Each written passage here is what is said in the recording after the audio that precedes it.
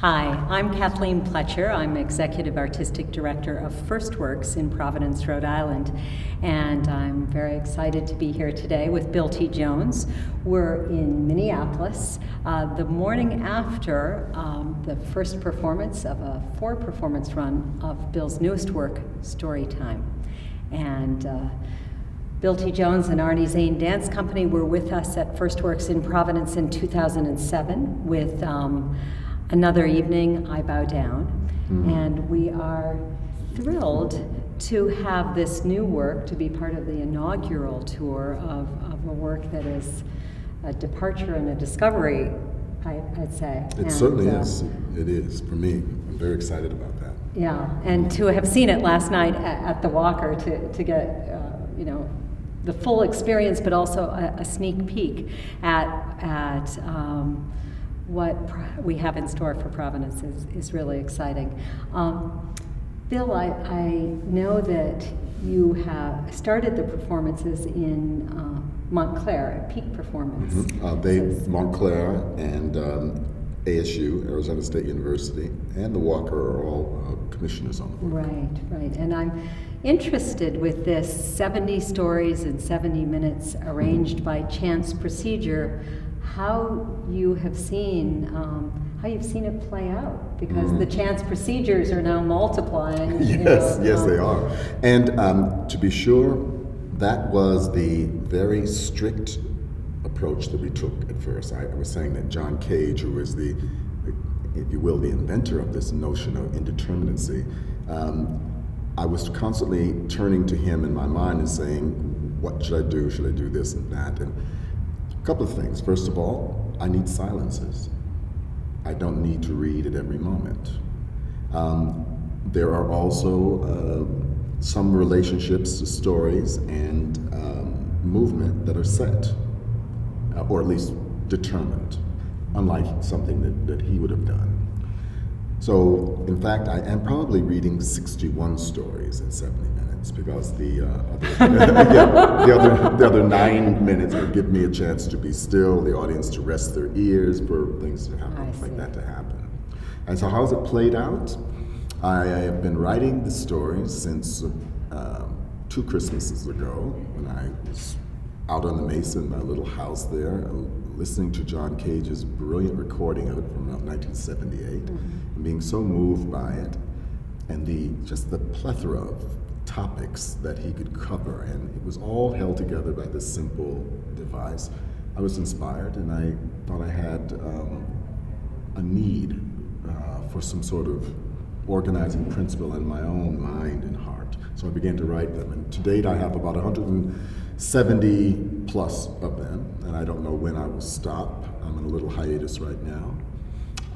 So tonight we'll have another list. My production stage manager, Kyle Maughan, spins them on random.org, and in about an hour and a half, 2 hours, she will say, these are tonight's stories, and I get to go through them and see, on minute 1, 2, 3, 4, this is what the stories are, and this is what the action is. Do I like that? You ask me how it plays out. I don't know if John Cage did that, but sometimes I say, I don't really like that order. And I will change it around. I think this story should be replaced with this one. That is a tug, a pull and push. I'm not sure how much he thought about his audience. I think more about my audience. Some stories need to be contrasted maybe with another story. Maybe the rhythm of it should change. Those are decisions I have to make every time we spin a new sequence of stories or a new sequence of movements. So that is still being spun. For instance, could the stories be organized by a number of words? Every page I have has the minute, and then it has how many words are in the stories. So I could try different systems. Maybe it's about the evening going from very few words to very many words, or vice versa. I think if not here in Minneapolis, I think I will try that probably when we go next to San Francisco. Maybe it'll happen in your town. An exciting thing in Providence. So if it's randomly determined, then this playing with the amount you can play with happens within the stories? It happens within the structure, because literally no one is standing over me with a gun saying you have to do it the way John Cage did Right. it. Okay. And we're having a lot of discussion about that. What role now, as a piece is going into its first year of being, it hasn't really been performed that much, but it has been, various permutations have existed. How much can you inflect it by your taste, Bill? What do you want to do with the wonderful structure that Cage has given to the world?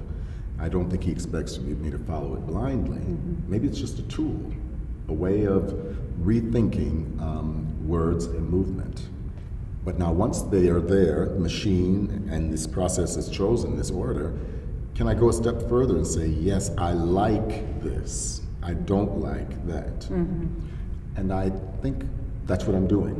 You ask how it's playing out? Yeah. It's coming back full circle now that I've given myself absolute freedom away from having any input, now I'm beginning to reinsert my input. And my beautiful associate artistic director, Janet Wong, she has a great deal to say in this.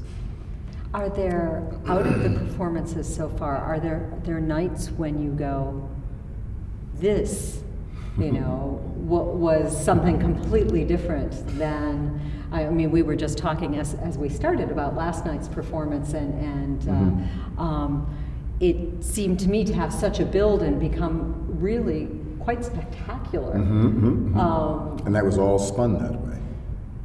And so, but I haven't seen tomorrow nights, because we do 2 nights. So it could start spectacular. Yes, it could. It could. Now, there are some rules, for instance. If you're asking me to say, are every evening the same, I would say, yes, no, they're not the same. And do some evenings feel they resonate more with you than the others? Yes, it's true. Mm-hmm. But an evening I might feel, it wasn't so interesting to me. An audience will come up and say, that gave me chills, or what have you. Something to bear in mind, because a lot of what this piece is about it is the perspective, the perception and the perspective of the maker, of the executors, and as Laura Kuhn, the wonderful director of the Cage Trust, she says, the auditors, which those people who are listening, because of course her point of view is from the composition and music. Mm-hmm. So composition, execution, and audition, or the listening, or the seeing. And those you can never, and I think Cage was onto something, he said you can never assume what any one of those experiences are like. Mm-hmm. The experiences are all different in his mind. And then there's a layer too, isn't there, that I think you said in the fall, when this piece was in process, that it was about you, at one point. It was about you returning to the stage. Mm-hmm. And yes, it's true. I was looking for, I've been retired. My last performance was at the Louvre, and I did a solo there called Walking the Line, soon to be, 6, 7, I lose track, maybe 6 years ago. Mm-hmm. And I decided to retire from dancing after that. But of course, the performer's ego doesn't die so easily. And I was always looking for a way to come back, and I thought, why don't I come back in something that's low impact physically? The knees, the ankles, the lower back, which have given me problems for some years now. It's something I like to do. I like to write, and I like to tell stories. Well, why don't you just do that? And that's when So Cage was not in that? Initially, he was not. Okay. Maybe it would be just something freewheeling, But then the system was so clear and so inviting, maybe. His level of meticulousness in how the stories are read and how they're arranged and all. And of course, he didn't have the benefit of digital culture at that time. He had a stopwatch when he was doing it.